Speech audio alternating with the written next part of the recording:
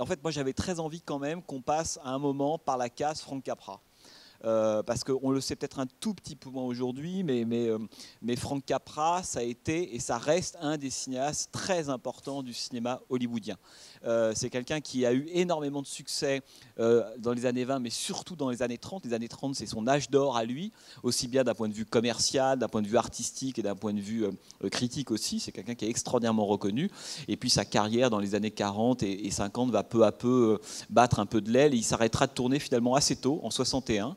En 71, il écrira sa propre autobiographie, un livre que je vous conseille qui s'appelle Hollywood Story, un livre de 600 pages dans lequel Frank Capra raconte sa vie. C'est assez émouvant, c'est beau, ça raconte beaucoup de choses. Et il mourra en 91, Frank Capra. Donc c'est un cinéaste très important et on l'a peut-être un tout petit peu oublié parce que pour beaucoup de gens aujourd'hui, Frank Capra, c'est l'homme de La vie est belle, grosso modo. It's a Wonderful Life, ce film formidable avec James Stewart.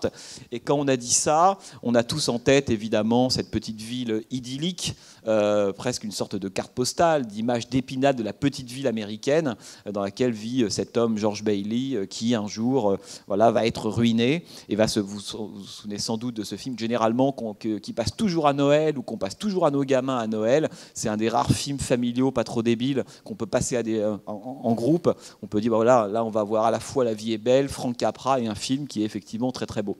Mais, et ça j'y reviendrai assez longuement tout à l'heure, ce qui n'est pas le cas dans les années 30 et les années 40, mais va coller à Frank Capra après les années 70 parce qu'il y a une sorte de, on pourrait dire, de scepticisme ou de critique à l'égard de l'œuvre de Frank Capra, au prix d'ailleurs d'un malentendu. Et l'image qui colle à Frank Capra, c'est l'image d'un cinéaste un peu... Alors, si on est bienveillant, on dit que c'est un cinéaste idéaliste, optimiste, et si on l'est un peu moins, on dit que c'est un cinéaste naïf et un peu bêta, un peu benet. Bon, qui a du talent évidemment, mais dont le discours, en tout cas ce que racontent ses films, ça aurait, parce que moi je ne le pense pas du tout, mais ça aurait considérablement vieilli, que ça serait gentillet. D'ailleurs, il y avait une expression dans les années 60, 70, 80 pour les gens qui n'aimaient pas trop Frank Capra, qui appelait ça le capracorn, exactement, quand on parlerait de popcorn, si vous voulez.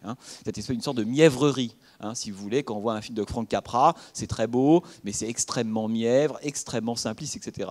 Bon, là, ce que vous allez voir, c'est sans doute l'hyper-capracorn, si vous voulez. A priori, et moi c'est ça aussi ça qui m'intéressait, c'était de vous passer un film qui dans sa filmographie reste à lui l'un de ses films préférés, l'un de ses moins connus aujourd'hui bizarrement. Jean-Paul vous a rappelé, on y reviendra sans doute, l'aventure, on pourrait dire l'épopée du film, parce qu'il n'existe plus aujourd'hui de version intégrale de Lost Horizon, en tout cas le film tel qu'il l'a tourné à l'époque, pour une simple et bonne raison, c'est qu'il y a notamment 2 pellicules négatives qui ouvraient normalement le film que Frank Capra a lui-même jeté dans un incinérateur. Donc on ne retrouvera plus jamais les 2 premières bobines. Il existe des photos de tournage, il y a plein de documentaires qui ont été faits là-dessus, mais le film que vous allez voir, dans la version d'origine, ne s'ouvrait pas du tout comme ça. J'y reviendrai une fois évidemment que vous l'aurez vu. Alors, 2 choses avant que vous voyez ce film. Je n'ai pas envie d'ailleurs de trop dévoiler ce dont ça parle, et j'espère que vous en savez très très peu finalement, parce que je pense que c'est très agréable de découvrir Lost Horizon quand on ne sait pas de quoi parle le film. Sachez que c'est adapté d'un roman d'un écrivain anglais qui s'appelle James Hilton, qui portait aussi le titre Lost Horizon. Alors c'est traduit en français par Horizon perdu, alors Horizon au pluriel, alors que le titre original c'est Lost Horizon au singulier, donc adapté d'un bouquin de James Hilton, et Capra va pouvoir faire ce film en 1936, à un moment très particulier de sa carrière. Je vous rappelle rapidement, là aussi j'y reviendrai, c'est que Capra, il est né en 1897, donc il fait partie de cette génération on pourrait dire, de monstres, de très grands cinéastes hollywoodiens qui ont connu à la fois le muet et le parlant. Il est de la génération des Ford, des Raoul Walsh, des King Vidor. Il appartient à cette génération-là. Il est un tout petit peu plus âgé que les tout premiers, qui seraient Thomas Griffith par exemple, Wins ou des gens comme ça. Lui il vient un tout petit peu après. Et il est né en 1897, il est né en Sicile. Ça c'est important parce que Capra est évidemment un immigré. Et à l'âge de 6 ans, ses parents vont quitter la Sicile. Il habitait dans un tout petit village pas loin de Palerme, direction les États-Unis et direction Los Angeles. Donc il arrive aux États-Unis, Frank Capra, à l'âge de 6 ans. Et évidemment, comme souvent, mais ça c'est vrai de l'histoire de l'Amérique, mais c'est même l'histoire d'autres pays évidemment, c'est que les plus fermes fervent défenseur, on pourrait dire, ou représentant, ou même par moments propagandiste des valeurs du pays d'accueil, ce sont ceux qui y sont venus quand ils étaient jeunes. Hein, ce sont les immigrés. Zola, l'italien en France, quoi, si vous voulez. Aujourd'hui, on se dit là, le top de l'essence, la quintessence de l'esprit français, c'est Zola, mais Zola, c'est un italien. Comme la quintessence, on pourrait dire, des valeurs américaines et des valeurs américaines défendues par Hollywood, c'est évidemment Frank Capra. C'est que si vous voulez savoir à quoi rêve l'Américain, ou à quoi rêve Hollywood, dans un monde idéal, on pourrait dire presque fantasmatique, vous voyez les films de Frank Capra. Hein, c'est que Frank Capra a filmé son rêve d'Amérique, précisément. C'est pour ça que tout de suite on comprend qu'il n'y a pas du tout de naïveté là-dedans. Il ne nous montre pas une réalité, il ne nous dit pas que ça c'est possible, il ne nous dit pas que ça existe, il nous disait voilà, si on était resté fidèle aux valeurs des pères fondateurs, et aux valeurs américaines, je vous dirai lesquelles, c'est aussi bien Jefferson, Washington, Emerson, Henry David Thoreau, c'est les grandes références du cinéma de Capra, donc vraiment les pères fondateurs à la fois du système américain, de la pensée américaine, de la culture américaine. Voilà à quoi ressemblerait le monde. Ce qui fait qu'il faut voir les films de Frank Capra, en tout cas ceux de cet âge d'or des années 30, comme on pourrait dire des visions rêvées de l'Amérique. Bon. Alors, Frank Capra va donc commencer, au début c'est quelqu'un qui a fait des études extrêmement classiques avec le cinéma, ingénieur chimiste, finalement ça n'intéresse pas beaucoup, il va débarquer à San Francisco, il va faire énormément de petits métiers à cette époque-là, et puis un jour il va peu à peu rentrer dans l'industrie du cinéma, en étant vraiment le garçon de café. Et on est dans les années 10, au début des années 20, c'est le moment où le cinéma burlesque américain est extrêmement fort, vous connaissez sans doute évidemment, indépendamment de Chaplin, de Keaton, mais certains des autres larrons, Fatty Arbuckle et notamment Harry Langdon ou Mack Sennett. Vous vous souvenez de Mack Sennett, ça vous dit quelque chose ? L'homme qui a été un des grands, on pourrait dire, gagman, représentants du burlesque dans les années 10 et les années 20, c'est lui qui avait notamment créé les Keystone Cops, vous savez, ces flics qui se faisaient poursuivre, qui se prenaient des tartes à la crème et des coups de pied au cul alors qu'ils étaient poursuivis dans les rues. C'est lui qui a créé ça, Mack Sennett.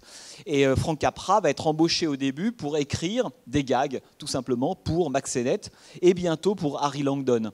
Harry Langdon, vous savez, c'est un acteur du muet, peut-être un peu moins connu aujourd'hui, mais qui a été une superstar à l'époque. Et Capra va rentrer à Hollywood, on pourrait dire comme ça, en étant au début, en travaillant dans l'univers du burlesque et de la comédie. Et d'ailleurs, ces films garderont toujours, à l'exception de quelques-uns d'entre eux, cette espèce de ton comique, de ce qu'on appelle la screwball comédie, ou pardon, même la comédie du remariage. Il va donc commencer à travailler comme ça, assistant réalisateur. Il va signer son premier film au milieu des années 20, un film qui est Tramp, Tramp, Tramp avec Harold Lloyd. Et puis peu à peu, un jour, il va rencontrer un homme qui à l'époque n'a pas énormément de pouvoir mais qui en aura beaucoup par la suite, qui est Harry Cohn. Harry Cohn, c'est le patron de la Columbia. Et la Columbia, dans les années 20, c'est un petit studio. C'est pas grand-chose. Aujourd'hui, quand on pense à Columbia, on pense que c'est quelque chose d'équivalent de la Warner ou de la Paramount. Pas du tout. À l'époque, la Columbia, c'est pas grand-chose. Et Harry Cohn va embaucher Frank Capra. Ce qui fait que cette relation entre les deux hommes, elle est importante parce qu'elle va d'abord expliquer beaucoup de l'évolution de la carrière de Frank Capra et elle est aussi à l'origine de certains des problèmes du film que vous allez voir évidemment ce soir. Et donc Frank Capra va réaliser des films qui sont plutôt bien accueillis, ça marche correctement, il trouve son public, mais c'est pas du tout à l'époque une superstar. Frank Capra, c'est plutôt un artisan qui fait des films de commande. Ça, c'est très important. Jusque-là, il fait des films de commande. Et en 1934, arrive un film auquel peu de gens croient, y compris Harry Cohn de la Columbia, qui s'appelle It Happened One Night. En français, c'est New York, Miami. Vous avez peut-être vu ce film avec Claudette Colbert et Clark Gable, très vaguement tiré d'une nouvelle qui s'appelle Night Bus, un film qui se passe dans un autocar intégralement. C'est un des tout premiers road movies de l'histoire du cinéma américain, ce film de 1934. Et j'y reviendrai plus tard parce que c'est un moment important dans la carrière de Capra. Et ce film va avoir un succès énorme. Et donc, Harry Cohn va proposer à ce moment-là à Frank Capra de signer un contrat de plusieurs films avec lui, et surtout, il va commencer à lui laisser une certaine forme de liberté artistique. C'est-à-dire que jusque-là, il faisait plutôt des films de commande dans lesquels il mettait son petit grain de sel de temps en temps, ce qui fait que les films qu'il fait avant, on reconnaît le Capra, mais ce n'est pas encore le Capra totalement, on pourrait dire, épanoui, mûr, qu'on va connaître ensuite. Et là, va commencer, à partir de New York, Miami, un âge d'or, qui est la plus grande période du cinéma de Capra, c'est en gros 34-41, et c'est là qu'il va tourner, alors je vous donne certains des titres, mais vous les connaissez forcément, en tout cas j'espère, L'extravagant Mr. Deeds, un film génial avec Gary Cooper, le film qui fait juste avant Lost Horizon. Il y aura évidemment Lost Horizon ensuite, Horizon perdu. Ensuite, il va tourner Vous ne l'emporterez pas avec vous. Vous avez vu ce film? Non? Bon, tout ça, c'est vraiment des choses à voir. Hein. C'est pas possible de, vous voyez, la Noël arrive, hein, pensez-y quoi. Le programme, il y a au moins 6-7 capras à voir. Vous ne l'emporterez pas avec vous, film absolument génial, hein, qui est réalisé juste après Lost Horizon. Il va en réaliser d'autres, évidemment. Arsenic et Vieille Dentelle, vous avez peut-être entendu parler évidemment de ce film-là. Et puis, Monsieur Smith au Sénat. James Stewart, évidemment, c'est lui. Et La vie est belle, hein, là on est au début des années 40, qui sera son film le plus connu, un des plus grands classiques, évidemment, de l'histoire du cinéma américain. Alors, je termine avec ça en vous disant deux choses. La première, c'est que cette période des années 30, elle est importante, puisqu'il y a un moment dans la carrière de Frank Capra, et c'est précisément, dans ces temps, je vous lirai un passage dans lequel il exprime ça. Dans les années 30, il va prendre conscience que c'est bien de faire des films de commande, mais lui, il a envie de dire des choses. Et on est au début des années 30 à ce moment-là. Il a envie de dire des choses. Et il va, à partir de Mr. Deeds, se dire maintenant c'est fini. Je veux bien faire des films éventuellement de commande, mais l'idée c'est que j'écrive les scénarios ou je les coécrive au maximum. Là, il va rencontrer un scénariste important pour lui qui est Robert Riskin. Et l'idée c'est que chaque film défende un point de vue. Autrement dit, Frank Capra a été un des tout premiers, sinon le premier, à imposer l'idée d'un auteur à Hollywood. Ça, c'est très important. Pas le cinéaste qui est financé par un producteur ou par un studio et qui fait des films, passant du film d'aventure, KPDP, mélodrame, comédie. Dans Frank Capra, il a dit, maintenant, je vais faire des films qui me ressemblent. Ce qu'il y a dans les films, c'est moi qui le pense. Hein. Ce qui fait qu'effectivement, quand on voit les films de Frank Capra, on aime ou on n'aime pas, mais en tout cas, c'est du Capra pur et dur. D'où l'incroyable cohérence qu'il y a dans les années 30 entre ces différents films, alors que pour certains cinéastes, ça sera plus dur, parce que précisément, ce sont des films de commande qu'on leur donne, et pour eux, il faut arriver à trouver, on pourrait dire, une façon d'introduire leur personnalité via la mise en scène, mais presque en contrebande. Hein. C'est ce que Martin Scorsese appelait les contrebandiers. Chez Capra, c'est pas du tout un contrebandier, c'est presque le premier auteur de l'histoire du cinéma hollywoodien, hein, parlant, qui est lui qui va dire « Mon nom, moi j'ai envie de faire un film et différent de certaines choses ». Ce qui fait qu'à l'époque, il est le premier pour deux choses, dont le nom apparaît au générique avant le titre. Hein, jusque-là, il y avait l'apparition des deux stars du studio, les deux stars, le titre du film, et à la fin arrivait réalisé par, hein, peu importe les noms des cinéastes. Avec Frank Capra, on a Frank Capra présente. Frank Capra devient un nom qui précède l'arrivée du titre. C'est une façon évidemment de mettre la main, hein, et de montrer, on pourrait dire, la griffe autoriste et personnelle sur le film. Et y compris sur les affiches. Sur les affiches de films, les gens allaient voir, parce que c'est aussi ça qui a fait que la politique des auteurs ensuite a pu être reconnue, notamment par les Français, mais c'est aussi l'idée que des spectateurs, pas forcément hyper cinéphiles, se sont dit, je vais voir un film, d'accord, il y a Gary Cooper, d'accord, il y a James Stewart, d'accord, il y a Jean Arthur et d'autres, mais je vais voir un Capra. Ce qui, n'oubliez pas, avant les années 30, était un truc totalement impensable. On n'allait pas voir un Capra, on n'allait pas voir un Vidor, on n'allait pas voir un Walsh. On allait voir un film, et à part quelques critiques très spécialisées, les gens ne se disaient pas forcément, finalement, j'ai vu un film de Raoul Walsh. Là, non. C'est-à-dire que Capra devenait, au même titre que certains des acteurs avec lesquels il a joué, presque une signature, hein, ou en tout cas pouvait éventuellement attiser le désir d'aller voir un film, signé par Frank Capra. Donc, je termine en vous disant quoi? Que ce moment-là des années 30, c'est l'âge d'or du cinéma de Capra. C'est-à-dire que quand je vous disais qu'avant Noël, il faudrait que vous ayez vu ces 7 films, c'est ces films-là qu'il faudrait que vous ayez vus. Ouais. Disons 34-41. Voilà, vous prenez la Filmo, 34-41, vous voyez tout. Et tout est disponible, très honnêtement. Hein, donc, c'est pas du tout de l'archéologie que je vous demande, hein, c'est très facile de trouver. Tous ces films-là, il faut les voir, parce que là, c'est le cœur, non seulement du cinéma de Capra, c'est le cœur, on pourrait dire, du cinéma idéaliste hollywoodien. C'est-à-dire que par moments, on se dit, oui, mais le Hollywood mainstream, ça c'est très américain. Souvent j'entends des gens dire ce genre de choses-là, ce qui est évidemment complètement stupide.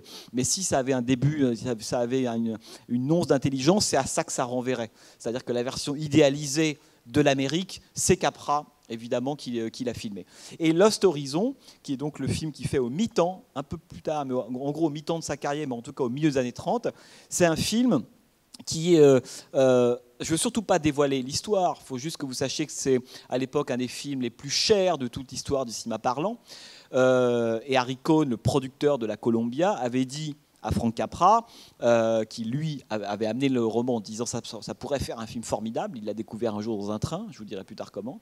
Et il demande à Harry Cohn d'acheter les droits de ce livre. Il dit je ne sais pas comment, mais ça pourrait faire un film formidable. Et Harry Cohn lui fait confiance. Hein, c'est souvent des gens qui étaient comme ça, à la fois peu éduqués, très signifiés, très intuitifs, tout le contraire des producteurs d'aujourd'hui, qui sont très éduqués mais qui ne connaissent rien au cinéma, enfin, très souvent. Et là, on produisait à l'époque des choses, et Cohn faisait confiance à Frank Capra en disant, écoute, je veux bien acheter les droits de ce livre, en faire un film. Capra dit, ça coûtera 2 millions de dollars, ce qui est colossal à l'époque, c'est 6 fois plus que Mr. Deeds ou autre, c'est le film le plus cher de la Columbia, et le budget de Lost Horizon, c'est la moitié du budget du studio sur l'année de sa réalisation. Donc le risque pris avec ce film est évidemment colossal. Et là, Harry Cohn lui dit, écoute, pourquoi pas, je te fais confiance, simplement on va attendre les résultats de l'extravagant Mr. Deeds, film qui vient de réaliser. Si le film marche, en gros, d'accord, carte blanche, tu fais ton film, et s'il ne marche pas, tu ne le fais pas. Et il se trouve que Mr. Deeds va cartonner, va être un immense succès public, et grâce au succès de ce film, que vous l'avez peut-être vu, hein, qui raconte l'histoire d'un paysan, d'un bouseux, on dirait nous, qui un jour hérite d'une somme de 20 millions de dollars et débarque à New York et ne sait pas quoi faire de cet argent-là, et là va rencontrer, on pourrait dire, toutes les crapules, les vampires, les véreux qui veulent profiter de sa fortune, et comment cet homme capraesque à mort, hein, l'homme des bonnes valeurs, honnête, sincère, qui ne pense pas de mal, va tenter de résister on pourrait dire, à la puissance capitaliste, hein, de cette époque-là. Évidemment, parce qu'il y a quelque chose qu'il faut que je vous dise avant que vous voyez Lost Horizon, c'est que pour comprendre Capra, il y a quand même 2 choses à avoir en tête, enfin 3. Le fait que c'est un immigré, ça c'est très important. Le fait qu'il a fait ses meilleurs films à un moment très particulier de l'histoire de l'Amérique, qui sont les années 30, et on y reviendra peut-être une fois ou deux dans le cycle, parce qu'il y a des films qu'on va passer qui après cette période-là.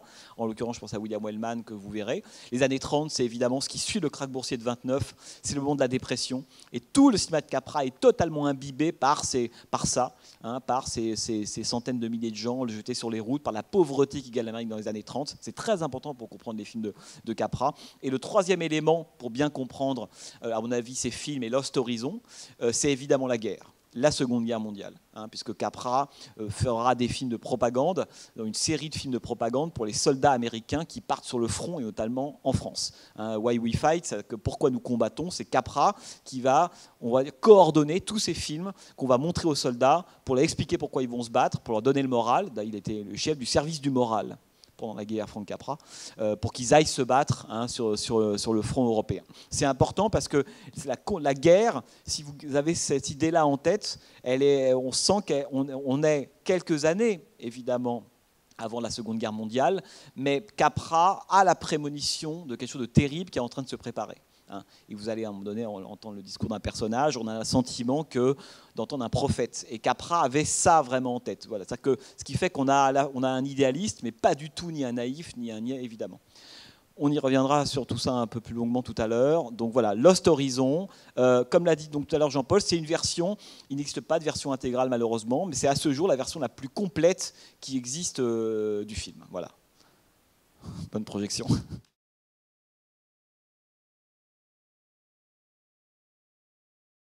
Je pense que c'est dur de revenir dans le réel. Alors la question qu'on peut se poser, et à mon avis on se pose quand on sort d'Horizon Perdu, c'est est-ce qu'on a envie, enfin la question c'est est-ce qu'on est plutôt avec Robert Conway, avec le diplomate humaniste, autrement dit on a envie de faire comme lui, de rester, de partir, de se rendre compte que finalement il s'est trompé, que sa foi est plus forte et il revient. Sachant, il y a une petite chose qu'il faut rappeler, c'est que dans le roman de James Hilton, Conway revient à Shangri-La uniquement parce qu'il a été totalement conquis par ce mode de vie, cette micro-société, et qu'il accepte la tâche qui lui est donnée par le grand lama, alors que dans le film, il y a 2 raisons pour lesquelles il revient. La première, c'est celle-là, et la seconde, c'est Sondra, évidemment, la femme, Jan Wyatt. Ce qui modifie un tout petit peu, enfin ça modifie, dans le sens où la pureté n'est pas absolue, si vous voulez, parce qu'il revient pour une femme. Autrement dit, il revient parce qu'il a tombé amoureux d'une femme. Alors, évidemment, c'est Shangri-La, mais quand même, c'est-à-dire que c'est pas là où, à mon avis, le roman ne laisse pas la moindre ambiguïté, c'est que tout simplement, c'est qu'il adhère à cette société-là, à ce monde. C'est pour lui l'image, son rêve humaniste qu'il a eu toute sa vie, sur lequel il a écrit des livres, parce qu'on apprend au milieu du film que c'est pour ça qu'il a été choisi, c'est l'élu, hein, au sens biblique du terme, si vous voulez. Dans le roman, c'est sans doute plus pur. Là, il y a la romance en plus, qui fait que, bon, on revient, mais si ce n'était pas Shangri-La, c'est un endroit moins désirable, ou un endroit infernal, peu importe, est-ce qu'il reviendrait quand même? Voilà. Donc il me semble que la romance fait un tout petit peu écran à la puissance de la fable, quoi, si vous voulez. C'est que la femme, me semble-t-il, elle est presque en trop. Hein. Alors après, on peut très bien avoir une autre lecture en se disant finalement que cette femme incarne Shangri-La et qu'au fond, il n'y a pas du tout si vous voulez, de contradiction entre le fait de vouloir retourner à Shangri-La et le fait de vouloir retrouver cette femme-là. L'une valant pour l'autre. On peut très bien aussi considérer ça. Je pense que les deux sont évidemment valables. Mais la question évidemment qu'on peut se poser, en tout cas, il faut rappeler que c'est un film qui a eu beaucoup de succès, mais qui encore aujourd'hui et qui à l'époque a divisé. Hein, c'est-à-dire qu'il y a sans doute deux types de spectateurs par rapport à Lost Horizon. Il y a ceux qui sont du côté de Robert Conway et ceux qui sont du côté de son frère, hein, pour lequel cette espèce de société de l'amabilité, de la mesure, parce que c'est comme ça qu'elle est présentée, c'est le cauchemar du formatage. C'est la barbarie douce, quoi, si vous voulez, Disneyland. Est-ce qu'on a envie d'habiter à Disneyland? J'en suis pas convaincu. Voilà. Et donc, moi, ce que j'aime dans le film, c'est que il faut impérativement, me semble-t-il, quand on le voit, garder ces deux hypothèses-là en tête. C'est-à-dire que ce n'est pas l'un ou l'autre, mais je pense que, et on en discutait tout à l'heure, enfin, là, pendant la projection, la question, ce n'est pas Shangri-La ou pas. Hein. La question, c'est est-ce qu'on a en nous, et c'est sans doute, à mon avis, ce qu'avait en lui Frank Capra, et à savoir, il faut avoir son Shangri-La quelque part dans sa tête. Si on ne l'a pas, qu'il y a un problème. Quitte à se confronter à lui, vouloir y retrouver de temps en temps, ou au contraire l'avoir vu et vouloir repartir ailleurs.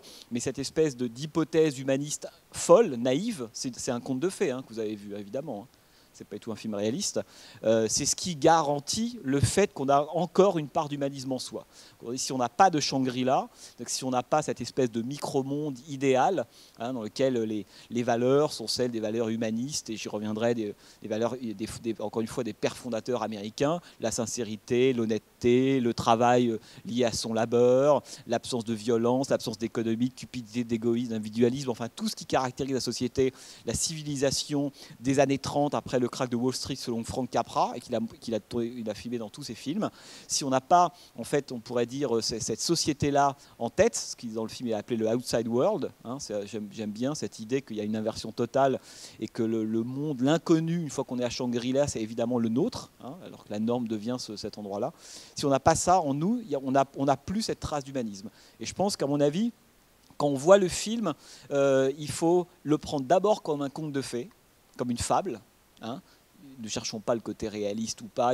Certains parce que évidemment il y a une longue histoire, et ça je vous renvoie à des livres d'histoire ou voilà, de gens qui sont intéressés à la civilisation, à Victor Ségalen, à tous ces gens-là, le Tibet étant dans l'imaginaire occidental un lieu qui a excité beaucoup.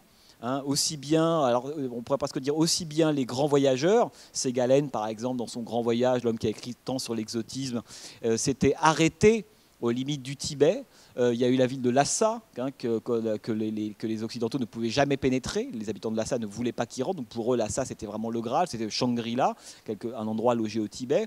Pour les nazis, il y a eu des expéditions faites par des ingénieurs et scientifiques nazis au Tibet, considérant que se cachait sans doute là le berceau de la civilisation aryenne.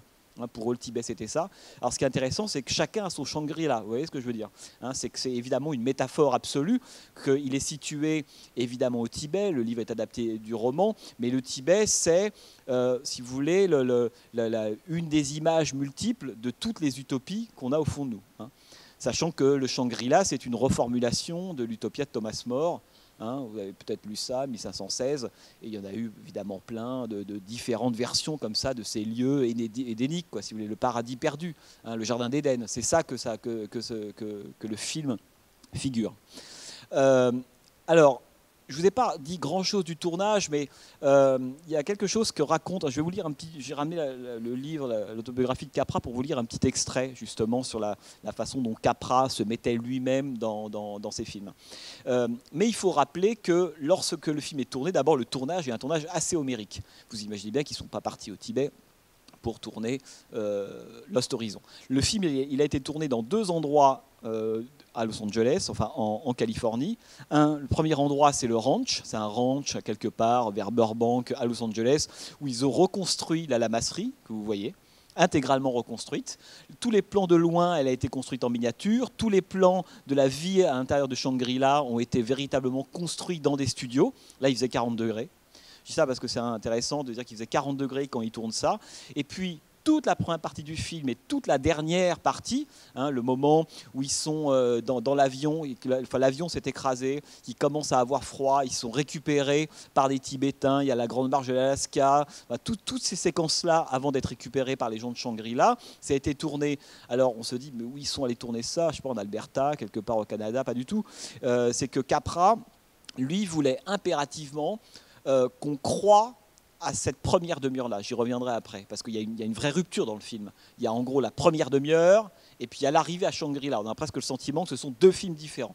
2 registres, 2 ambiances, 2 façons de filmer différents, 2 rythmes même. La première est plutôt extrêmement rapide, très vif, comme c'est l'être le cinéma de Capra. La seconde est beaucoup plus lente, beaucoup plus apaisée, plus sereine, plus spirituelle. On sent bien qu'ils ne cherchent pas les mêmes choses dans les 2 parties. Et dans la première partie, il voulait qu'on croie vraiment à ça, et il voulait qu'il y ait une dimension documentaire. Au moment où ils quittent Baskoul, l'espèce d'insurrection, ils prennent les derniers occidentaux, les avions partent, l'avion est détourné, mais eux ne le savent pas, nous évidemment on le sait. Shanghai, finalement c'est pas Shanghai. Ils font le plein en Mongolie, il n'y a pas assez d'essence, finalement l'avion s'écrase, etc. Montée de l'Himalaya. Toute cette partie-là, Capra voulait que ce soit extrêmement documentaire. Et notamment, il voulait qu'on ressente le froid. Et pour ça, comme il était évidemment hors de question, pour des raisons évidemment de coût et même d'assurance, tout simplement, d'aller filmer dans des endroits où il faisait vraiment cette température-là, un jour Capra a trouvé une espèce de gigantesque, dans la zone industrielle de Los Angeles, un gigantesque hangar frigorifique, et qui ne servait pas du tout au cinéma. Et il était voir le propriétaire en lui disant, est-ce qu'on ne pourrait pas vous louer ce hangar-là ? Parce que moi j'ai besoin qu'il fasse -5, -10 degrés en où je vais tourner.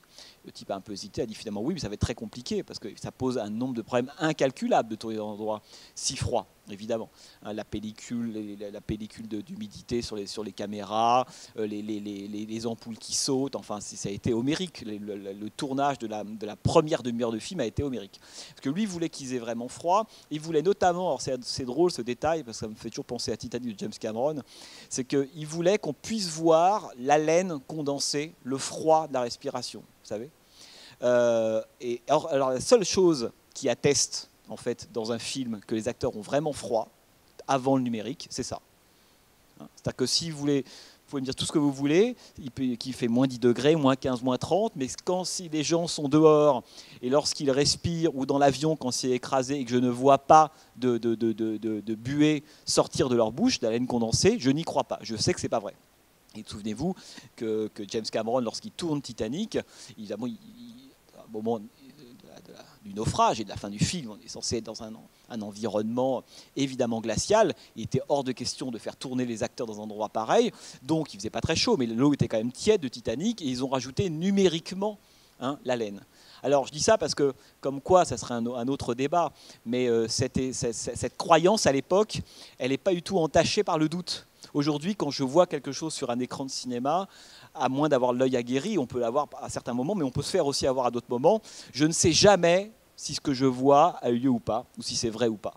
Ce qui, moi, en tant que spectateur, me pose un problème, dès lors que ce n'est pas le sujet du film. Vous voyez ce que ça peut être le sujet, la question de l'illusion, du faux, du vrai. Mais très souvent aujourd'hui, il n'y a rien qui atteste de la vérité, de ce que je vois. À l'époque, oui. Si les acteurs, si le souffle, évidemment, se voit à l'écran, c'est qu'il faisait vraiment froid. Et donc, il faut penser que le tournage, les acteurs, les techniciens étaient dans ce hangar frigorifique à -10 degrés, et lorsqu'ils sortaient dehors, étaient 40 degrés. Donc c'était quand même des conditions, des variations de température assez hardcore. Tout ça pour dire que donc, le film va se tourner. Il y a une très belle idée aussi de Frank Capra, c'est qu'il ne prend, à l'exception de Jane Wyatt, et encore, qui est devenue un petit peu connue grâce au film qu'elle a fait avant avec Gary Cooper, qui est l'extraordinaire Mr. Diggs, mais qui n'est pas une actrice très reconnue, il ne prend aucune star dans ce film. Hein, ça c'est le côté toujours John Doe, hein, l'homme de la rue de Frank Capra évidemment. Il n'avait pas envie qu'on s'identifie ou qu'on reconnaisse immédiatement James Stewart ou d'autres acteurs. Donc ce sont des acteurs, Ronald Colman en l'occurrence, qui joue le rôle de Conway, relativement peu connus. Donc une fois que le film est fait, et je le rappelle hein, que c'était le film que préférait Frank Capra, c'est le film dont il était lui le plus fier, plus que La vie est belle, Deeds, Arsenic et Vieille Dentelle, etc. C'était son film préféré. Ce que peut-être que c'est son meilleur, j'y reviendrai. Parce que je pense qu'il y a des défauts dans le film. Ouais. Mais bon. Et donc, lorsque le film est fait, Frank Capra fait une projection, comme ça se fait toujours, hein, de la version absolument intégrale du film, au patron de son studio. Et donc, les gens viennent, des financiers de New York arrivent, on regarde le film, etc. Et tout le monde trouve ça génial. Donc, il n'a pas de problème, formidable, le film doit sortir. Mais Harry Cohn, qui est donc le producteur de la Columbia, dit... Avant de sortir, on va quand même vérifier quelque chose. Il faut qu'on montre le film à un grand public, pas 10 personnes averties, producteurs, réalisateurs, scénaristes, distributeurs. Les projections de presse, quand vous avez vu ça souvent dans des films, une salle où il y a 15 places, on fumait à l'époque, et puis voilà, des gens qui donnent leur avis. Et Harry Cohn, qui avait quelqu'un qui avait le nez, qui savait qu'un film en projection de presse auprès des gens des studios et dans une salle de cinéma, peut recevoir des accueils totalement différents. Et donc, il va organiser, avant de le montrer, on pourrait dire à la presse et aux distributeurs du pays des États-Unis, avant de le montrer à tous ces gens-là, il va organiser une projection secrète pour s'assurer que le film dont eux pensent que c'est un chef-d'œuvre, hein, que c'est le plus grand film qu'ils ont jamais vu, pour s'assurer que ça ne va pas être une catastrophe auprès d'un public lambda. Ils vont donc projeter le film une première fois, cette fameuse première fois, à Santa Barbara, la petite ville de Santa Barbara. Vous connaissez sans doute cette petite ville parce qu'il y a une série à l'époque qui est sur la côte ouest entre San Francisco et Los Angeles. Et donc, ils organisent une projection. Et dans ses mémoires, Capra raconte cette projection-là. Il y a Harry Cohn, il y a sa femme, il y a Capra et lui et sa propre femme. Et donc, ils assistent à cette projection devant 4, 5, 600 personnes extrêmement confiants, mais qui sont des gens, vous savez, à l'époque, ça se faisait beaucoup. Les gens arrivaient dans une salle de cinéma, il y avait une avant-première, ils ne savaient pas du tout ce qu'ils allaient voir. Et là, l'écran s'ouvrait. Ils avaient soit le lion de la MGM, la statue de la Columbia, la montagne de la Paramount, enfin peu importe. Et là, ils découvraient quelque chose.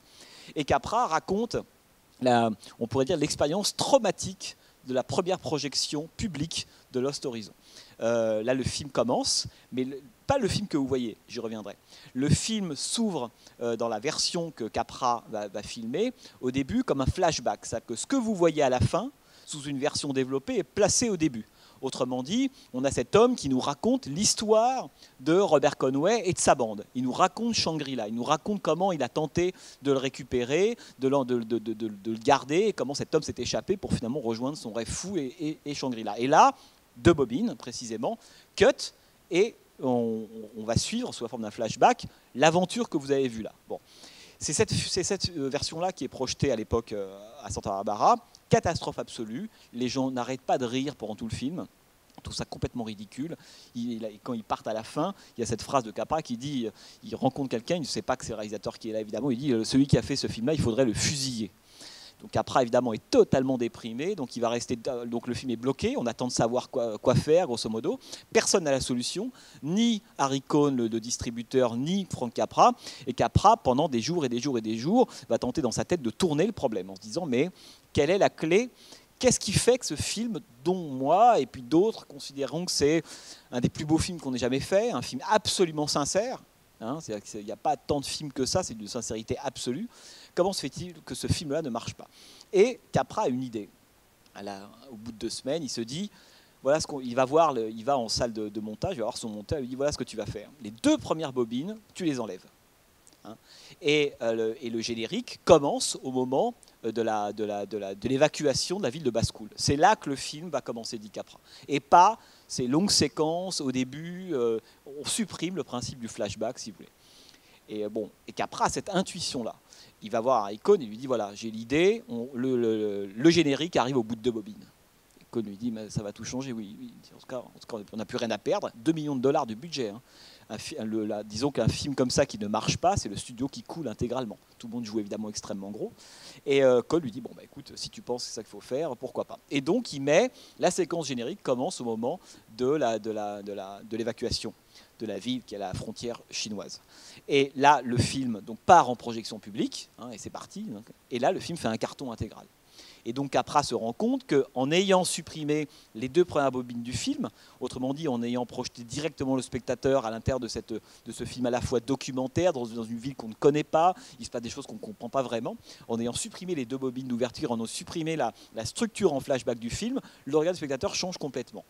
Alors la question qu'on peut se poser là-dessus, c'est de se dire mais pourquoi ? Enfin pourquoi ? Pour quelle raison parce que ces fameuses 2 bobines que Capra a cramé. Bon. Pourquoi le fait que ces 2 bobines soient ou ne soient pas présentes change tant la vision du film ? Alors Capra, lui, a eu une théorie plus tard en disant le problème, c'est que mes films, et là il parlait aussi bien de Lost Horizon que de La vie est belle, que de Monsieur Smith au Sénat, Deeds, etc. Il dit mes films sont des fables. Je dis conte de fées, je n'aurais pas dû dire ça. Mes films sont des fables, sont des allégories. Bon. Et il disait le risque avec Lost Horizon, c'est que lorsqu'on fait des films sur des allégories, que ce soit des personnages formidables, très humanistes, Lincoln, le Christ, enfin peu importe, des figures bigger than life, il disait le problème, c'est qu'ils rentrent dans le film avec une auréole sur la tête. Quand on voit arriver Lincoln dans un film, si on sait que c'est Lincoln, dès le début c'est Lincoln. Voilà. Bon.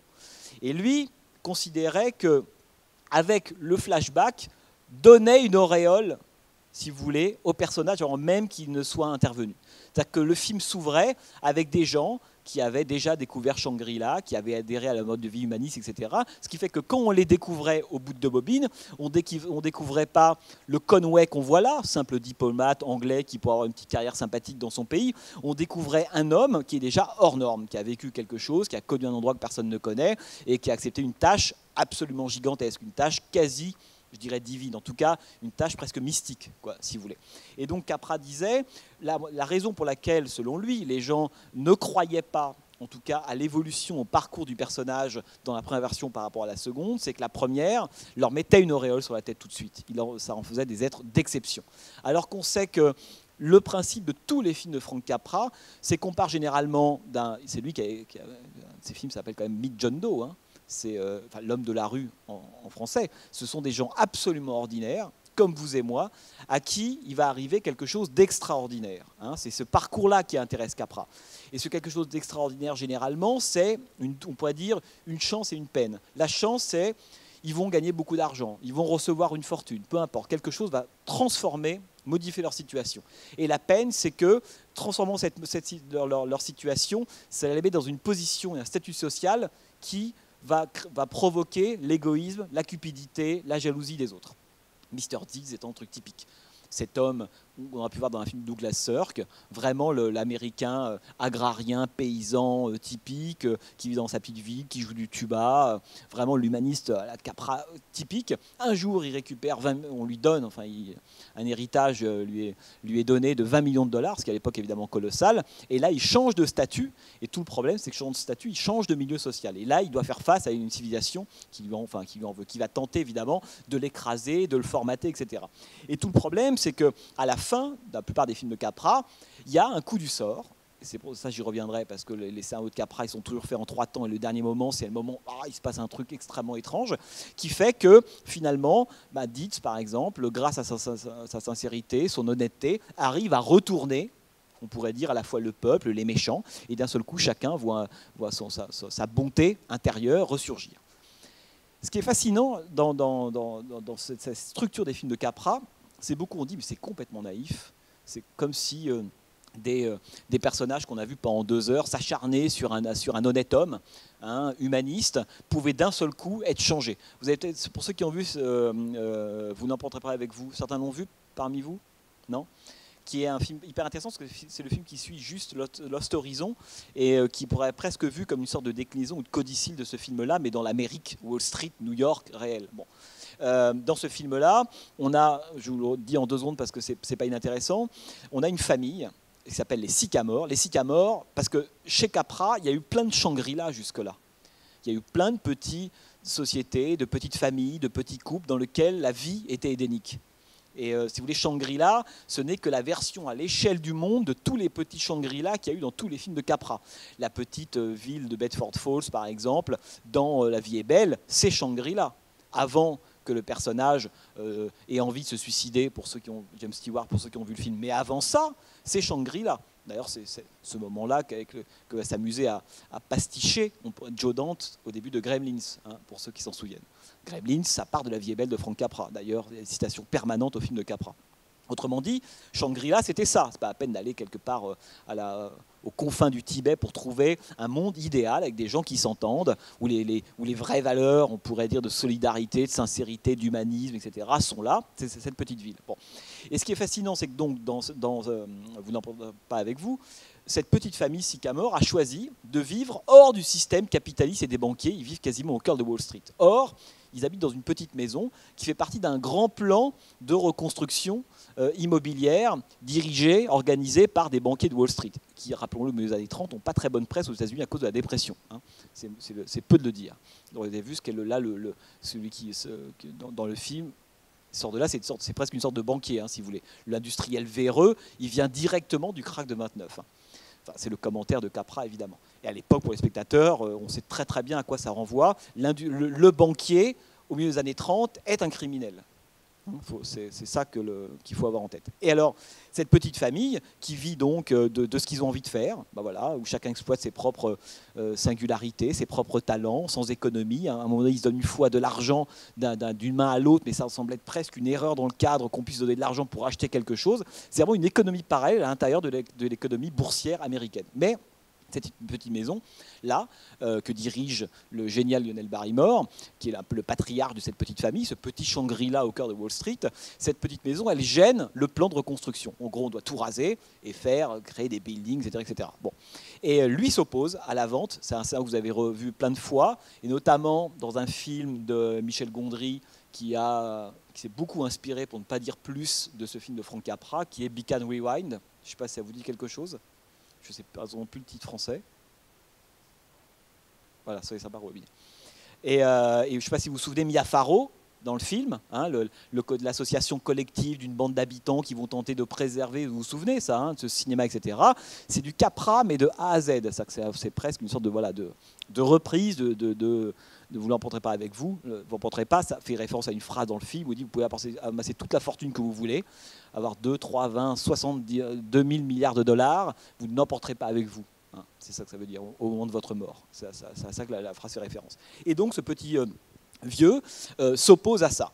Et donc tout le film, comme très souvent chez Capra c'est un cinéma qui est très dialectique, si vous voulez, oppose d'un côté des gens qui sont encore dépositaires des grandes valeurs de l'Amérique, on pourrait dire fondatrices, Jefferson, l'idéal agrarien, Henri David Thoreau, je vous en parlais tout à l'heure, c'est très important parce que Henri David Thoreau, pour ceux qui connaissent un tout petit peu, c'est notamment, et Capra adorait ça, pour lui, il avait 2-3 maîtres à penser, dont évidemment Henri David Thoreau. Thoreau, c'était notamment celui qui avait écrit un petit ouvrage que vous pouvez trouver où vous voulez, qui s'appelle Résistance au gouvernement civil, je ne sais pas si ça vous dit quelque chose, et Thoreau s'était fait connaître pour beaucoup de choses, mais notamment pour ce petit livre et un autre petit livre qu'il a écrit qui s'appelle Plaidoyer en faveur du capitaine Jim Brown.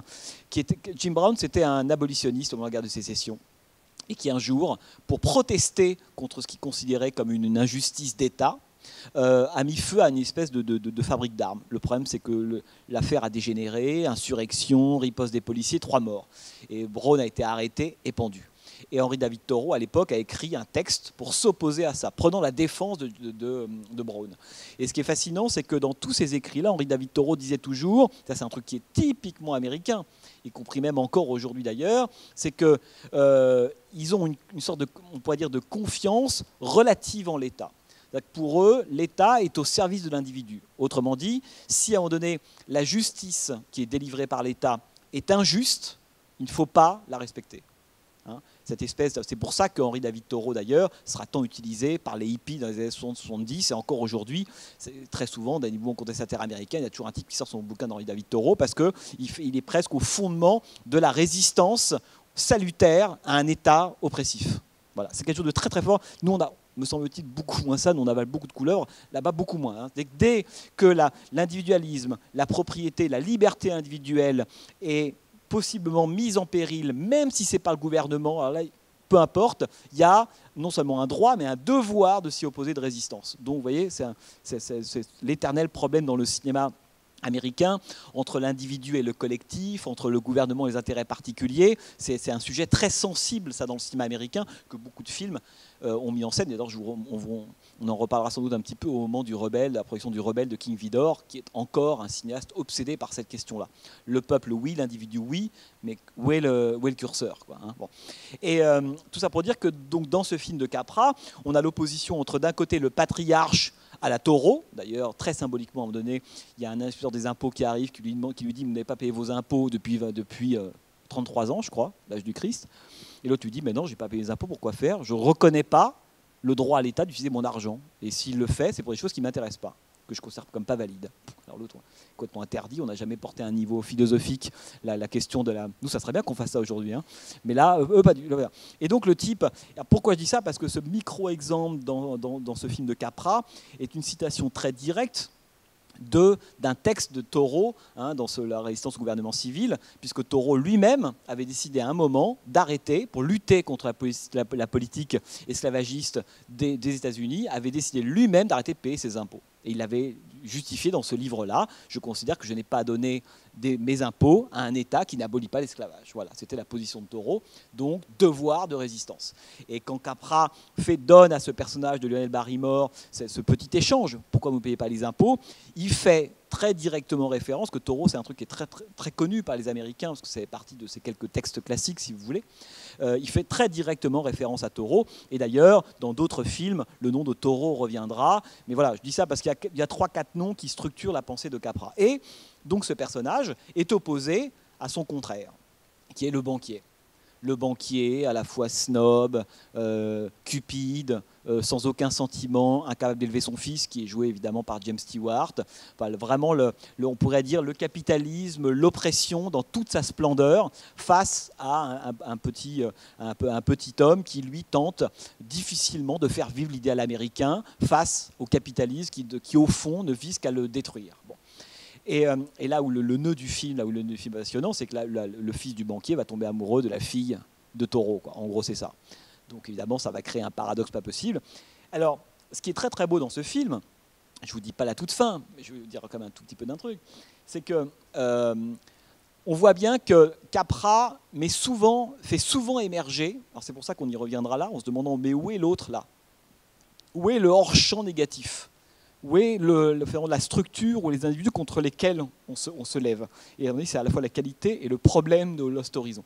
C'est que dans tous les films de Capra, il y a l'honnête homme face à une société qui l'oppresse. Tous ces films sont comme ça.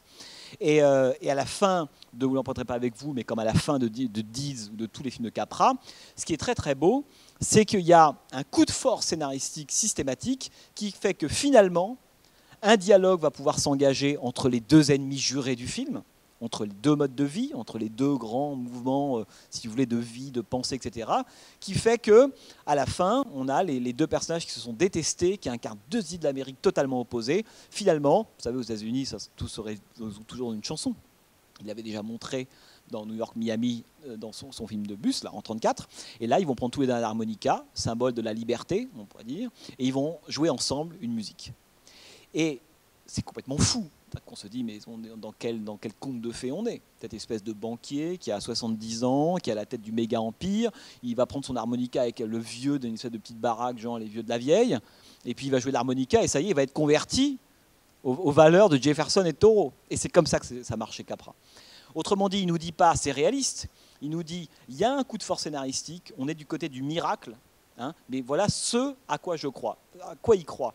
C'est-à-dire que Capra, à mon avis, ce qu'on appelle l'humanisme de Frank Capra, c'est pas du tout une analyse idéologique ou politique même à la limite. Elle le devient forcément, mais c'est pas idéologique. C'est-à-dire que Capra croit, et d'ailleurs on le voit bien dans ce film-là, croit fondamentalement à la bonté, on pourrait dire, à l'honnêteté humaine. Et pour lui, ce qu'il dit, c'est, au fond, c'est l'environnement qui dévoie les individus. Autrement dit, il n'y a pas de méchant en soi, le méchant, il est dépendant de l'environnement. Voilà, de la société dans laquelle il vit, du milieu dans lequel il a été évolué, du type d'études qu'il a pu faire, peu importe, c'est son environnement. Et donc, le méchant, pourquoi il est si facilement convertible dans les films de Frank Capra? Parce qu'en fait, il suffit de le couper de son environnement, d'ailleurs cette séquence a lieu ailleurs, donc pour que d'un seul coup, ce à quoi Frank Capra, c'est ça le vrai humaniste, il croit qu'il peut y avoir beaucoup de charbon, beaucoup de problèmes, beaucoup de noirceur, beaucoup de cupidité, enfin, mais qu'au fond, plus on gratte, il y aura toujours cette espèce de veine humaine. Et le but de ces films, c'est de les faire ressortir. En tout cas, c'est ce à quoi lui croit. Et tous ces films mettent ça en scène. Ce qui fait qu'on a une ambiguïté là-dessus. Parce que c'est que, ce que nous dit Frank Capra, il ne nous dit pas « ça c'est la réalité ». Il nous dit « c'est ma fable à moi, voilà ce à quoi je voudrais croire ». Autrement dit, quand on prend les films de Capra, il faut surtout les prendre comme ça, comme des pétitions de principe. Comme on pourrait dire le cœur mis à nu ou ouvert d'un homme qui croit sincèrement à ce qu'il raconte. Il y a très peu de cinéastes chez lesquels il y a aussi peu de cynisme. Il n'y a rien de cynique chez Frank Capra. Et pour mon avis, c'est ce qui fait la beauté de ses films. Et d'ailleurs, lui-même en parlait, c'est même presque la frontière entre le sublime et le ridicule. C'est qu'il croit tellement à ce qu'il montre qu'évidemment, on peut trouver ça à la fois et sublime et ridicule.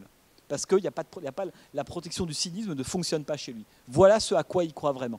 Et ça, c'est quelque chose qui est très important dans le cinéma américain, parce que le fond capresque, il sera toujours là dans le cinéma américain. Toujours, toujours, toujours. Plus ou moins déguisé, plus ou moins avoué, etc. etc. Mais c'est un des moteurs puissants du cinéma hollywoodien, c'est ce qu'on voit là. Et donc, ce que nous dit Capra, il nous dit c'est pas la réalité, c'est pas un vœu pieux, c'est une fable. Voilà ce que je vous raconte. Alors pourquoi c'est une fable ? C'est parce que le coup scénaristique de force dont je vous parle au début, il n'est pas du tout réaliste. Et il n'a pas vocation à l'être. Il ne s'agit pas de dire est-ce que c'est réaliste, est-ce que c'est crédible, est-ce que c'est presque audible qu'un personnage, comme le banquier par exemple, puisse se transformer du jour au lendemain. Évidemment pas. C'est là que Capra nous dit c'est tellement pas crédible que pour faire advenir cette humanité à laquelle moi je rêve, il faut en passer par un miracle fantastique. Il dit c'est ça qui est grave. Et donc, il faut la pseudo-naïveté de Capra, c'est comme ça qu'il faut l'apprendre. Il nous dit, vous voyez, il n'y a plus que par le miracle que j'arrive à montrer l'humanité telle que je voudrais qu'elle soit et qu'elle n'est pas. Et d'où, évidemment, la réversibilité du point de vue qu'on a sur les films de Capra. C'est pas idiot, c'est pas naïf, c'est pas benet, au contraire, c'est extraordinairement lucide. On pourrait dire, puisque cette lucidité, sur cette espèce de coup de force n'empêche pas d'être lucide, puisque les films de Capra, quand vous regardez les films des années 30, vous avez une peinture qui est extrêmement juste, extrêmement précise, et encore une fois très très lucide de l'Amérique de l'époque, des rapports de force, etc. On n'est pas, là, pour le coup, on n'est pas dans le conte de fées. Mais le conte de fées, c'est la croyance que l'individu, on pourrait dire que la part noire de la société ou de l'homme, elle peut être purgée ou convertie, qu'on peut le convaincre, que ça peut l'emporter, tout simplement. Et la part de lucidité, et c'est ça, il faut le comprendre comme un paradoxe, si vous voulez, la part de lucidité, c'est, en fait, j'aimerais y croire, mais je sais que c'est tellement pas possible que la seule façon que ça arrive, c'est de l'imposer sous la forme d'un miracle. Vous comprenez ça? Et moi, c'est ça que je trouve extrêmement subtil chez Capra, sous des dehors, extrêmement, on pourrait dire, premier degré, presque simpliste. Pour moi, la simplicité de Capra, parce que tous ces films vous les montrez à des enfants, c'est des films très familiaux, ils adorent, etc. Mais c'est une subtilité qui est derrière, quoi. C'est-à-dire que c'est comment est-ce que l'un masque l'autre. Et ça, je trouve ça très très beau. Alors, avant que je vous parle un peu précisément de Lost Horizon, je voulais vous lire un petit truc. Alors c'est ça le livre dont je vous parlais, qui s'appelle Hollywood Story de Frank Capra, donc Ramsey Poche. Alors je sais qu'aujourd'hui c'est un peu compliqué de le trouver malheureusement. Mais voilà ce qu'écrivait Capra au moment de Mr. Deeds, qui est le film qui fait juste avant Lost Horizon. Et cette espèce de point de bascule dont je vous parlais tout à l'heure, vous savez, quand je vous disais, il y a un moment où Capra va décider de faire des films dans lesquels il raconte ce qu'il pense. Voilà, ces films lui ressemblent. Et voilà ce qu'il dit. Il dit, à compter donc de Mr. Deeds, le film, « Je voulais que tous mes films disent quelque chose. Et ce qu'ils diraient devrait procéder directement de ces idées que j'empêchais de sortir de moi-même et qui me démangeaient. Je n'allais plus accepter des scénarios écrits à la hâte, je n'allais plus compter sur mon aptitude à jongler avec beaucoup de balles pour rendre les films que je ferais plus divertissants. Je n'allais plus me vanter de pouvoir adapter l'annuaire téléphonique à l'écran et en faire un succès. Dorénavant, je consacrerai 6 mois à 1 an à écrire et à réécrire mes scénarios, à fondre soigneusement et subtilement, idéaux et divertissements, en un conte significatif. » Vous voyez ? C'est intéressant l'expression qu'il utilise, hein, c'est compte significatif. Quelle que soit l'origine d'une idée de film, je la ferai mienne. Quels que soient les producteurs, les scénaristes, les acteurs, l'esprit, le cœur et la substance du film seront miens. Et là, je termine. Je vous lis une petite suite. Et voilà. Alors là, il dit, ma nouvelle prise de conscience, c'est de ça dont il parle, affecta naturellement les rapports harmonieux que j'entretenais avec mon meilleur ami Robert Riskin, qui est le scénariste de tous les grands succès de Capra des années 30, et y compris de ce film-là. Il dit, il fit valoir à juste titre qu'il avait contribué dans une large mesure à la création de mes films précédents, ce qui était vrai, et qu'il méritait de ce fait que je lui accorde une place plus importante au générique. En tant que mon collaborateur, par exemple, je m'y opposais avec fermeté. Voilà. En attendant, Riskin avait fait un magnifique travail sur Mr. Deeds en gardant intact mon message. Et là, il dit, quel était ce message ? Rien de particulièrement révolutionnaire, tout bonnement qu'un homme simple et honnête, acculé dans un coin par une bande de rapaces sophistiqués et roublards, peut, s'il le veut, puiser au plus profond des ressources que Dieu lui a données et y trouver suffisamment de courage, d'esprit et d'amour pour triompher de son entourage. Ce thème prévalut dans tous les films que je devais faire par la suite. Voilà ce qu'il dit. C'était le cri de révolte de l'individu écrasé par la civilisation de masse, la production de masse, la pensée de masse, l'éducation de masse, la politique de masse, la richesse de masse, le conformisme de masse. Voilà. Là, Capra dit exactement voilà ce que sont mes films. Alors, ce qui est assez beau, c'est que vous voyez bien que un film comme Lost Horizon, alors là, ça vaudrait le coup d'ailleurs d'évoquer, on pourrait dire à la fois les qualités et les problèmes. Un film comme Lost Horizon, il y a deux choses. La première, c'est que contrairement à tous les anciens films de Capra qui mettaient une opposition, on pourrait dire, entre d'un côté l'idéal américain, tel que lui considérait qu'il fallait le défendre parce qu'il était menacé.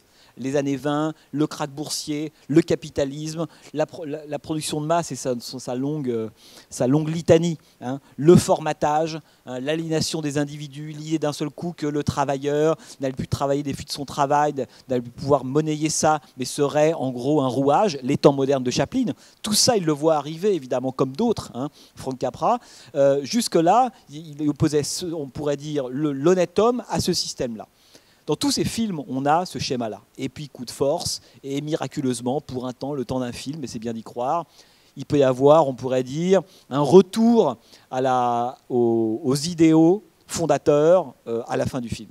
Dans Lost Horizon, ce qui est intéressant, c'est de se dire, mais où se trouve l'altérité, hein ? Parce que vous avez donc un groupe avec un personnage dont on se rend compte que, et c'est ça qui est aussi évidemment, il y a quelque chose qui est très très beau qui vient d'ailleurs du roman et dans le récit. Là, il y a quelques petits rebondissements. C'est la révélation par le grand lama de 300 ans ou 200 ans, je ne sais plus l'âge qu'il a. C'est un acteur qui a 38 ans qui joue ce rôle-là. Parce qu'à l'origine, ils avaient trouvé un acteur de 92 ans. Ils le castent, ils le trouvent super avec Frank Capra. Ils vont le trouver dans une petite villa, je crois, en Californie. Et puis ils disent bah oui, c'est bon, c'est toi qui vas jouer. Ça, c'est vous. Il avait 92-93 ans. C'est vous qui avez joué le rôle du grand lama. Et puis au moment, non, il lui dit pas, pardon. Donc il réfléchit. C'est au moment il prend la décision. Il décide de l'appeler. Et quand il l'appelle, il tombe sur la bonne qui lui dit Monsieur est mort. Donc c'est un type qui avait entendu toute sa vie d'avoir un grand rôle, mais ce jour-là, ça lui est passé très proche et de peu. Donc finalement, Capra va choisir cet acteur qui a 38 ans, qui est totalement grimé pour jouer le rôle du grand lama. Non, le rebondissement intéressant dans le film, il y en a plusieurs évidemment. Alors, on pourrait y revenir. Le vieillissement de Maria, hein, pourquoi elle vieillit, qu'est-ce que ça veut dire ? Moi, j'aime beaucoup ce moment, le moment où d'un seul coup, elle produit à la toute fin du film une autre version. En gros, tout à quoi tu viens de croire, tout ça, c'est de la magie. C'est de l'arnaque, c'est de la cartomancie, c'est du charlatanisme. Hein, et ce qui ébranle Conway, puisqu'il décide de partir. Bon, ça, j'y reviendrai.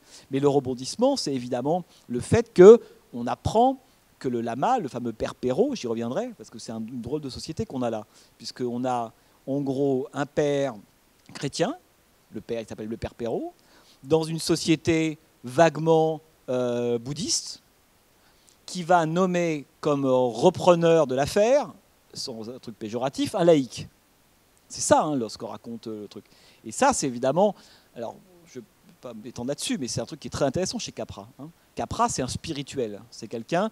Encore une fois, il faut avoir Emerson en tête. Hein, c'est que c'est la spiritualité américaine. La question, c'est pas savoir si c'est Dieu ou un autre ou Bouddha. Non, c'est le spirituel américain. La puissance de l'Amérique, c'est qu'elle produit son propre spirituel. C'est pas la peine d'aller chercher, à la limite, même si elle est très puritaine, pas la peine d'aller chercher Dieu ou autre. Ce qui fait que là, on a une espèce de combinaison géniale.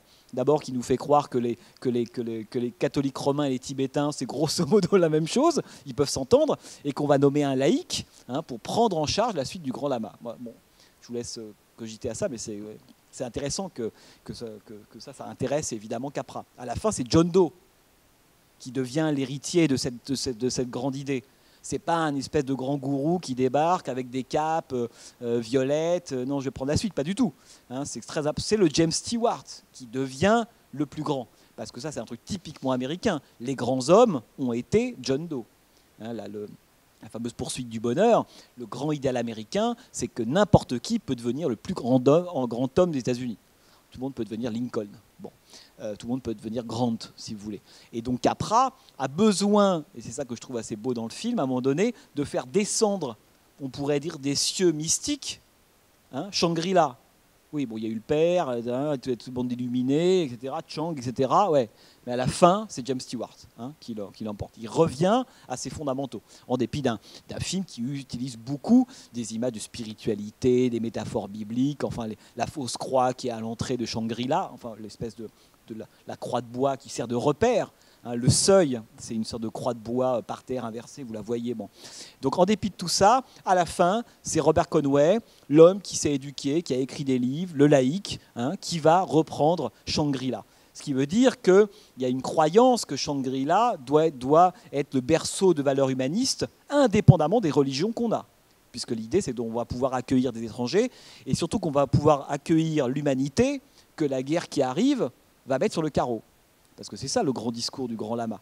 Le Grand Lama, n'oubliez pas, dans les années 30, le nazisme, le fascisme en Italie, hein, la guerre qui gronde. Ce que raconte le Grand Lama, c'est ça. C'est-à-dire que c'est presque un film d'anticipation à lui tout seul. Il dit, j'ai vu des gens s'unir, les guerres vont arriver, la grande machine, les armes de guerre, etc. En fait, il annonce évidemment la Seconde Guerre mondiale.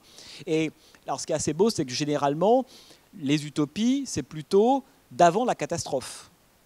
On trouve un endroit dans lequel on va se réfugier avant que la catastrophe n'arrive. Pour faire évoluer. Là, c'est le contraire. Là, c'est le Grand Lama, il nous dit, il va y avoir une catastrophe, et ça sera évidemment la Seconde Guerre mondiale, et une catastrophe terrible, évidemment. Et après cette catastrophe, c'est là qu'ils viendront. Hein, et c'est là qu'ils viendront. Ce qui restera de l'humanité viendra. Et j'aime beaucoup d'ailleurs cette idée, qui passe à mon avis un peu trop vite dans le film, parce que je pense que c'est une très très belle idée qu'à mon avis Capra ne développe pas assez. C'est lorsque le Grand Lama, à l'occasion de cette espèce de séquence, c'est Moïse et les 10 commandements. À ce moment-là, hein, vous avez compris la métaphore. Quand il va voir le Grand Lama, on attend que Charlton Heston dise quelque chose, quoi. Bon. Et il y a une très belle idée qu'il ne développe pas, c'est lorsque le Lama lui explique que, parce qu'il y a la question très pragmatique, hein, mais où vous avez eu tout ce matériel? Le mobilier, pas Ikea à l'époque. Où est-ce que vous avez chopé tous ces trucs, ces vases, ces vasques, etc. Mais d'où ça vient? Et là, le Grand Lama lui explique que finalement, ils sont en train de récupérer, de sauver tout ce qu'ils peuvent de la civilisation avant sa destruction. Bon. J'aime beaucoup ça. Je vais vous dire pourquoi j'aime beaucoup ça, parce que ça me fait penser à un film Pixar. Enfin, Pixar, c'est pareil. Wall-E, c'est pareil. Voilà. En fait, pour être tout à fait simple, si vous voulez, c'est que Wall-E et Shangri-La, même combat. C'est-à-dire que dans le film Pixar, vous avez vu Wall-E, ça vous dit quelque chose? Dans Wall-E, vous avez une espèce de petit robot, un peu inoxydable, dépassé, etc., dont le rôle est quoi? Est de préserver ce qui reste de l'humanité. Hein, Fred Astaire en train de danser. Et pourquoi il garde ce qui peut de l'humanité? Pourquoi? Parce que l'humain était tellement stupide, tellement suicidaire, tellement peu soucieux de ses propres valeurs qu'il s'autodétruit. Et donc, le truc génial chez Pixar, c'est que ce sont les non-humains qui ont en charge, on pourrait dire, la préservation du patrimoine humain. Bon. Autrement dit, ce sont les non-humains qui s'occupent de l'humanité. L'humanité, elle s'en fout d'elle-même. Par contre, ceux qui ne le sont pas, ils savent que c'est précieux. C'est génial. Et dans le film de Capra, c'est la même chose. Autrement dit, le Grand Lhasa, tu dis, ouais, mais pour l'instant, autrement dit, l'humanisme de vos films à vous, parce qu'il faut l'entendre comme ça, hein, que t'enraille l'humanisme Capra, etc., tout le monde en rigole. Mais quand il ne sera plus là, on sera content que quelqu'un l'ait préservé. Autrement dit, c'est une forme d'auto-justification très fine de Capra à l'intérieur de son film sur ce qu'est son propre cinéma. Et ce que raconte évidemment le film, c'est ça. Hein, c'est cette idée finalement qu'il y a un endroit qui s'intéresse à l'humanité. Hein, mais pas à l'humanité dans le sens où on ne va pas récupérer les urnes, tel endroit de Wall Street, etc. Non, les valeurs fondamentales, fondatrices, la culture, l'art, ce qui a été fait de l'humanité. Et au fond, tout ça, c'est évidemment l'état d'esprit, si vous voulez, de Capra. C'est ça qui est gardé là à l'intérieur, comme enfin, le désir, enfin, l'état d'esprit, le désir, le rêve de fait par Capra, c'est ça. C'est le grand lama qui l'incarne. Alors après, on peut se dire, je vous disais tout à l'heure dans le film, vous voyez quand même, c'est pour ça que la première partie, moins les deux bobines, documentaire, elle est très importante, parce qu'elle légitime, elle renforce la pseudo-crédibilité du récit. Hein, ce sont des gens comme vous et moi qui vont arriver à Shangri-La, évidemment.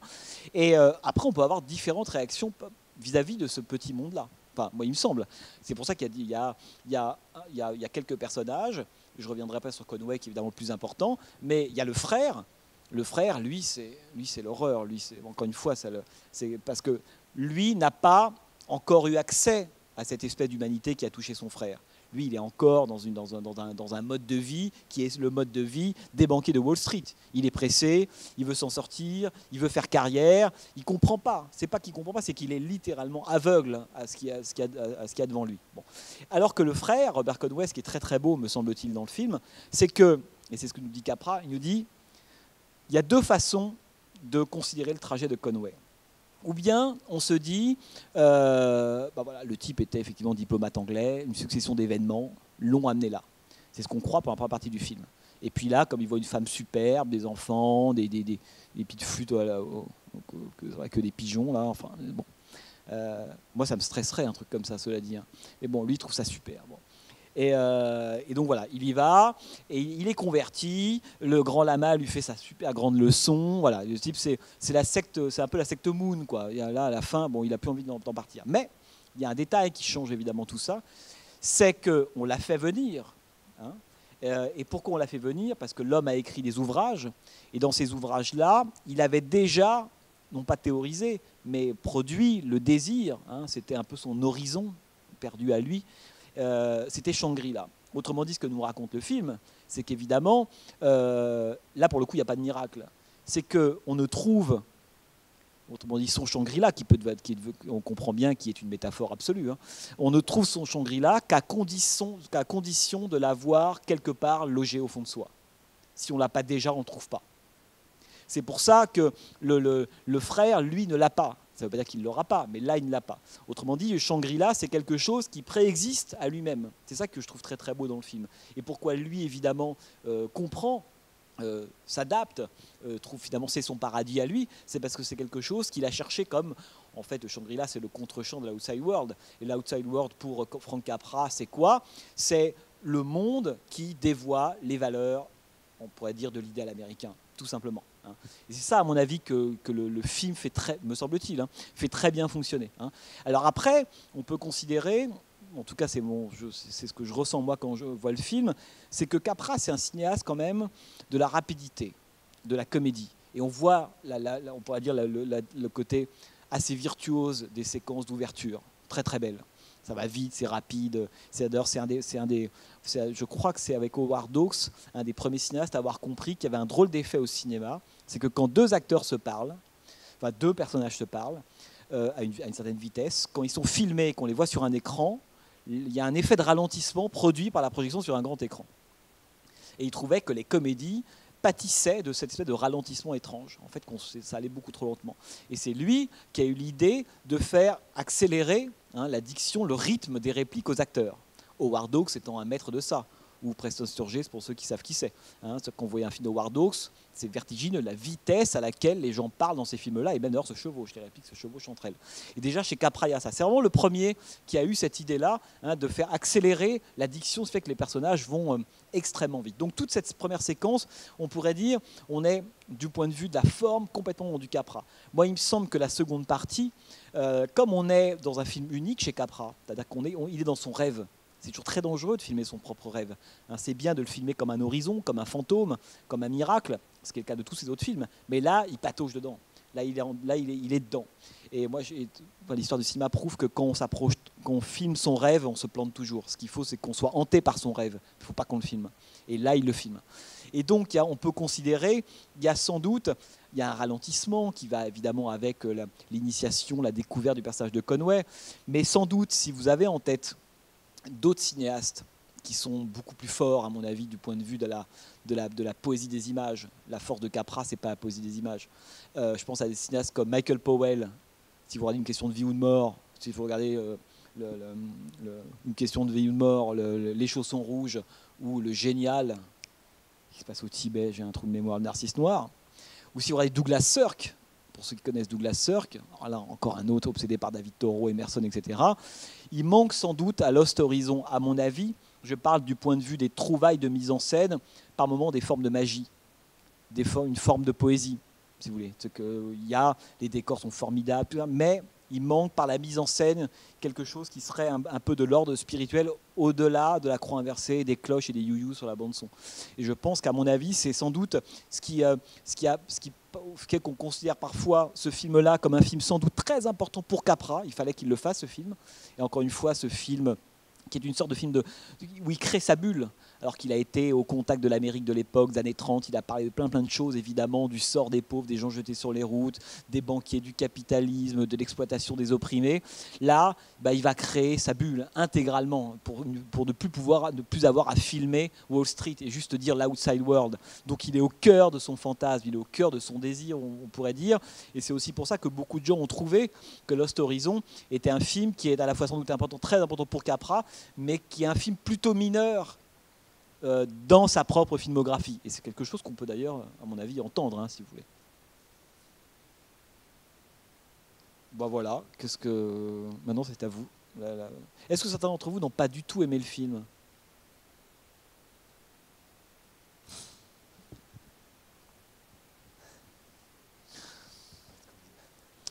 Qui n'a pas envie d'habiter à Shangri-La plus de 3 mois, disons ? Ah voilà, alors c'est avec eux qu'il faut partir. Alors pourquoi ? Dites-moi.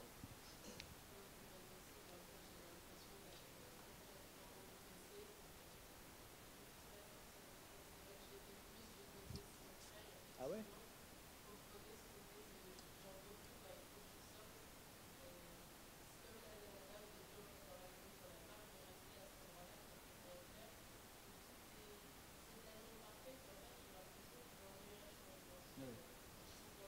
Alors, ce qui est intéressant, ce que vous dites, c'est que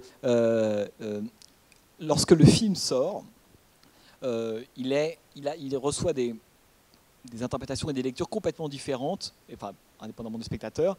Mais par exemple, les nazis détestent. Alors, je crois que ce sera le dernier film, me semble-t-il, en langue anglaise projeté en Allemagne pendant le régime nazi. C'est ce film-là. Et les nazis le détestaient. Pour eux, c'était l'exemple type de la décadence de la civilisation occidentale, c'était Lost Horizon. C'est intéressant. Et lorsque le film va être distribué en Italie, Hitler fait saisir les copies de Lost Horizon et fait intégralement changer le doublage des dialogues. Ce qui fait que quand le film Lost Horizon débarque en Italie, ce qu'ils entendent, c'est une espèce d'apologie du système fasciste italien. Le grand lama, c'est Mussolini. Et donc, ils adorent. C'est vraiment formidable. Enfin, oui, voilà. Donc, c'est intéressant parce que, d'abord, c'est un film qui a été, comme tous ces films, évidemment, comme toutes les fables, on pourrait dire toutes les paraboles, on peut les prendre de plein de façons différentes. Et je comprends ce que vous dites, c'est-à-dire qu'il y a un côté l'âge de cristal. Vous voyez, je veux dire par là, c'est qu'il y a l'effet bulle, on a envie d'aller voir la nature dans l'âge de cristal ou l'outside world à côté, c'est vrai. Mais comme quoi, c'est ça que j'aime aussi dans le film, c'est que la toute fin, elle est quand même très fondée sur la question de la croyance et de la foi, etc. C'est que Capra ne nous dit pas, au fond, l'un est mieux que l'autre ou pas. Moi, je pense que le vrai truc de Capra, c'est inspirons-nous de ce moment fantasmatique. Il ne s'agit pas de recréer Shangri-La, d'y croire, etc. Non, c'est une forme, vous savez, je crois qu'en langue tibétaine, Shangri-La, ça veut dire le lieu qui entoure la source du bonheur. Voilà. Je pense que c'est ça le film. C'est-à-dire que ce n'est pas du tout l'endroit dans lequel on a envie d'habiter. Moi le premier, etc. Bon, il y a peut-être des smartphones, cela dit. J'aurais pas envie d'habiter là-bas. Mais il est évident que c'est une boussole, Shangri-La, c'est une aiguille. C'est-à-dire qu'après, on retourne dans le monde réel, etc., etc., mais armé de valeurs ou purifié, hein, par cette source-là, si vous voulez. Et donc je pense que le Capra ménage la place, évidemment, pour les deux, si ce n'est que le vieillissement accéléré de Maria à la fin, lorsqu'il dit finalement elle a, je ne sais plus quel âge, elle est née en 1888, donc elle devra en avoir 70. Bon. Là c'est un moment intéressant puisque on voit bien ce que nous dit Capra, qui est encore une fois c'est le cinéaste des paraboles, c'est-à-dire qu'il nous dit il ne faut pas opposer la dimension réaliste, on pourrait dire, au fantasme. Hein. C'est la foi. Mais la foi n'est pas du tout au sens religieux du terme, au sens spirituel du terme. C'est ça qui guide le cinéma de Capra. C'est la foi qui fait qu'on avance. C'est la foi qui a guidé Lincoln. Hein, c'est la foi qui a guidé Jefferson, qui a éventuellement guidé Roosevelt pour le New Deal et qui a permis en partie à des gens de ne pas être complètement sur le carreau, etc. Autrement dit, à la fin du film, le film n'oppose pas, on pourrait dire, la croyance religieuse contre quelque chose qui serait de l'ordre profane. Ah, elle vieillit, finalement, il avait raison. Non, il oppose la foi. Hein, et je pense que l'une des raisons, c'est pour ça que je trouve que la romance, pour moi, c'est le vrai problème du film. Enfin, un des problèmes du film, c'est que la romance, elle obscurcit ça.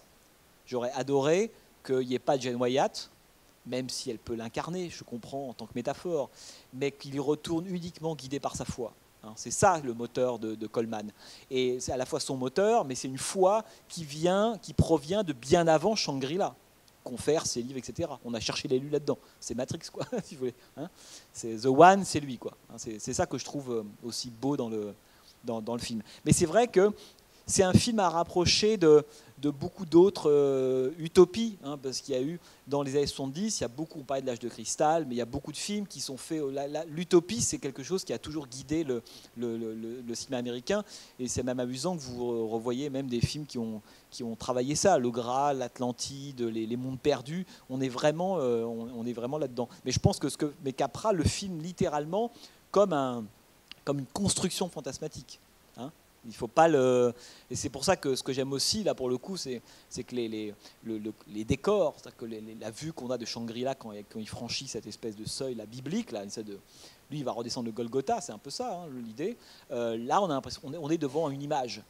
Vous allez me dire, évidemment que c'est devant une image, on ne pouvait pas tourner, c'est vrai. Mais comme quoi, parfois, l'histoire du cinéma, les effets spéciaux, leur avancée font bien les choses, puisque évidemment, je suis devant une image. Hein. On en parlait la semaine dernière quand on parlait de Michael Mann ou quand on parlait de Heat, quand De Niro et Amy Brennehan sont devant le panorama de Los Angeles. Je fais une parenthèse, mais je la fais quand même. Lorsqu'ils sont devant le panorama de Los Angeles, Michael Mann décide de tourner sur le vrai balcon qui surplombe véritablement la ville de Los Angeles, mais plutôt que d'avoir à l'arrière-plan le panorama réel, puisque c'est là, de Los Angeles, la ville des Lumières, c'est celle de damier scintillant, il décide de mettre un écran vert derrière les deux personnages et de projeter cette même image. C'est génial comme truc. Et l'idée étant, parce que voilà, cette ville est inaccessible, c'est une illusion, c'est une image. Or, si on la voit, on va croire qu'elle existe. Elle existe, mais c'est une illusion. Hein. Donc vous voyez, j'aime beaucoup ce genre d'utilisation-là. Là, dans le cas de Capra, là, je le tords totalement, parce que le pauvre gars n'a évidemment pas d'autre choix, mais j'aime comment rétrospectivement, l'image, elle devient aussi littérale, quoi. Mais, vous devriez. Profitez-en pour voir, c'est ce qu'on disait tout à l'heure, hein, d'autres films de Capra, c'est-à-dire que la vérité d'un cinéaste, on commence à mon avis à la saisir quand on a un peu un effet de série. Voir un Capra, il faut en voir 4, 5, 6, 7, 8, mais c'est vrai pour tous les cinéastes. Je veux dire, pour moi, c'est un peu comme s'opérer la cataracte, hein, c'est voir un Capra et puis en revoir un dans 6 mois, et enfin voir 6 Capra en 6 mois, une fois par mois, c'est pas comme en voir 6 en 10 jours. Il y a une espèce d'effet de vérité, mais ça c'est pour toutes les œuvres d'art, qui apparaît énorme. Et je pense que ça qui est beau chez Capra, c'est comme c'est précisément un auteur qui un jour a décidé de raconter ce qui l'intéressait, de mettre en scène ses propres visions. Il y a une telle cohérence que vous allez voir qu'il y a des choses qui vont se décanter, s'éclairer, les rimes d'un film à l'autre, et là ça devient prodigieux. C'est là que c'est beau, quand on ouvre la 4e porte, quoi. Si on reste à la première porte, c'est pas super intéressant. Mais là, en voyant comme ça plusieurs films de Capra, il y a tellement d'effets de rime entre ces personnages, entre les situations, c'est qu'il y a quelque chose d'évident, à mon avis, qui vous sautera aux yeux. Mais ça, il faut faire un peu le stage Capra, quoi. Puis après, vous ferez le stage King Vidor ou le stage Michael Mann. Il n'y a pas de meilleure façon de découvrir un cinéaste que de plonger dedans un moment, hein, tout simplement. Bon, bah écoutez, je vous souhaite une bonne soirée et rendez-vous donc le mois prochain pour The Swimmer. Et là, vous verrez, on fera un tout petit rebond dans le Nouvel Hollywood parce que c'est un film de 68, donc vous imaginez bien qu'on va un tout petit peu en reparler. Mais j'imagine que vous étiez tous là pour le Nouvel Hollywood. Qui n'était pas là pour le Nouvel Hollywood? Ah ouais, donc peut-être on dira 2-3 petites choses, mais voilà. Mais là, c'est un moment. Il y a 2 moments, si je ne dis pas de bêtises, pendant le cycle, on va repasser un peu par Nouvel Hollywood. C'est là, et pour Si on l'a, Sorcerer, le convoi de la peur de William Friedkin. Voilà.